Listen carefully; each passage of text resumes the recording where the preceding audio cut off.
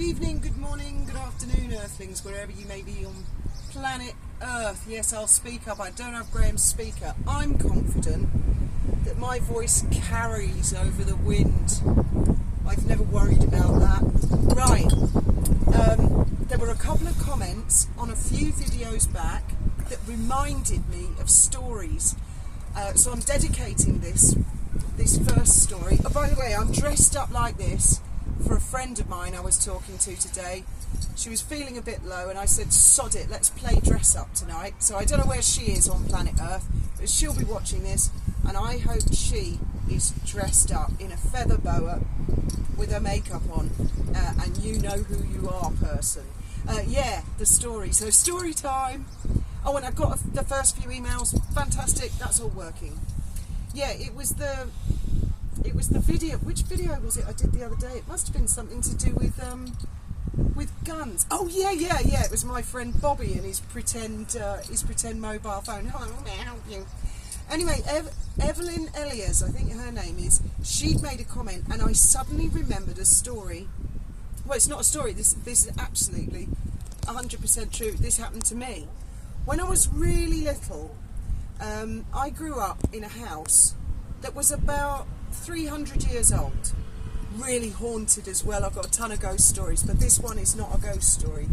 And the whole building was my dad's law firm, with like the reception area downstairs, and there was a big sort of spiral staircase. It was a very, very grand house, but it was mostly a solicitor's firm. 86 High Street, Lewes. If you're ever in Lewes, number 86, that's where I lived. First 20 years of my life I lived there. And we lived in the 3-bedroom flat in the attic. Well, it would have been the servants' quarters. And to get to the garden, and we had a little dog, we had to walk down literally 39 steps. And if my mum had been in the supermarket, we had to go up and down 39 steps with all the shopping. Well, I was bored, and it was a weekend, and my dad was my primary carer. It was Saturday afternoon, and I thought, I'm going to go treasure hunting in the garden. And I struck gold first time. It was amazing. I think I must have been about, it was before I started school, and I started school when I was 5, so I must have been 3 or 4. I got one of my grand's trowels. It wasn't a particularly large garden. I started digging in the flower beds, and I dug quite a few holes actually. I don't think it was quite first strike. And I thought, I'm going to dig and dig and dig and see if I can get through to the other side of the world, you know, Australia. Anyway, I dug the hole quite deep. I suppose it would have been about that deep. And I found a gun. A little tiny gun. Now, I didn't have a clue. I just thought, you know, I was little. I thought, oh, I found a gun. So I ran all the way up the stairs to my dad, and I said, Daddy, I found a gun. And he, as usual, went, yeah, of course you did. And I said, no, I did. And he said, yeah. I said, I'm going to prove it to you. I'm going to show you. So I went back down. I was always a determined character. I went back down, I got the gun, I thought I'd try it out a bit first, and it was really stiff, and I think the hammer pinched me. I got a really nasty blood blister on my thumb, and I thought, oh, I don't like you, gun, bad gun, got to give that to Daddy. So I took it all the way up to my dad, and I pointed at him and went, Daddy, look, and my dad went, whoa, yes, that's just a toy. And he put it in his pocket, and he said, I said, well, if it's a toy, give it back. And he said, no, Daddy's just got to check with the police, and then you can have it back. And then I suppose he thought I'd forget about it. I bore a bit of a grudge about that, actually, because I never did get it back. Anyway, I'm certain that was a real gun. And then a few years later, I did say to him, what happened to that gun? And he said it was real, and he said it must have been one of the previous tenants' kids or something, or someone was up to something, I don't know. It was a very small single-barrel gun with a white pearl handle. Well, when I hooked up with Graham years later, I told him the story, and he said, that's a Derringer, that's a lady's gun. So, goodness knows why it was buried in the garden. One can only think it might have been linked to a crime, maybe back in Victorian or Edwardian days or something. So that's thanks to Evelyn Elias. Thank you for, it came to me like a bolt of lightning, and I never would have thought of telling that story.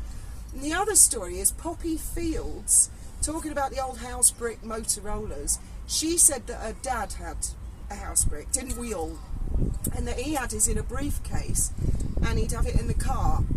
And he had a rubber duck, you know, an aerial on the car. And suddenly another story came to me. when I was with, well, actually, after I'd split up with Thomas, but we were still mates, he got a dark blue Volvo hatchback, and he set about making it up like an unmarked police car. So he ordered 2 rubber ducks, because they have 2, one for receiving and one for transmitting, and he blagged some blue lights, and he put them behind the grille in the Volvo, and he had a switch inside, and he could just cut traffic. He'd put the blues on, and in Brighton, traffic would split, and he could go anywhere he liked. And when I was out driving at night, he loved pulling up behind me and putting the blues on and making me shit myself, thinking, oh, I've been pulled by the old Bill. Anyway, not particularly interesting stories, but I did say to Poppy Field and Evelyn Elliott, thank you very much, because I read all your comments and you absolutely inspire me, and I'm full of these stories, absolutely full of them. You have no idea. And I think that's everything. I've got Pamela Bradshaw has emailed, and I've got Joan of Arc. I just need Miss Lee NY. I haven't heard from her, and there's another lady who makes jewellery, who sounds pretty fascinating as well. So, have a wonderful Friday evening, and I hope my friend is dressed up to the nines. That's if she's not having an afternoon nap. Oh, yeah, last thing. There's a fair next door.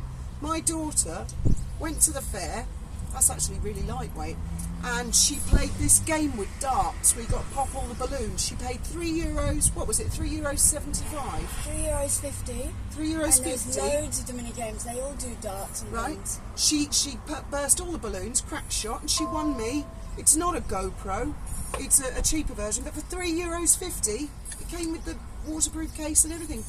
So I'm going to try and do some underwater filming and see if we can. I can't film dolphins because that's impossible. You've got to jump off the dolphin boat, and we're not allowed to do that. But I can. There's tons of little tropical fish, and I don't know what any of them are called here on the beach. So we'll try and do some underwater footage, and I will get on with posting the books, guys. But it might not be till the end of next week because I'm busy working different places. But you will get your books from Gibraltar with a Gibraltar post stamp. You're going to sign them? Yes, I'll sign them. I won't put any rude messages in. I'll sign it Fiona Mon, aka Avid Gardener, to whichever one, and then they can sign it, and we'll somehow manage to swap the books and move them around. Anyway, cheers everybody. See you in the comments.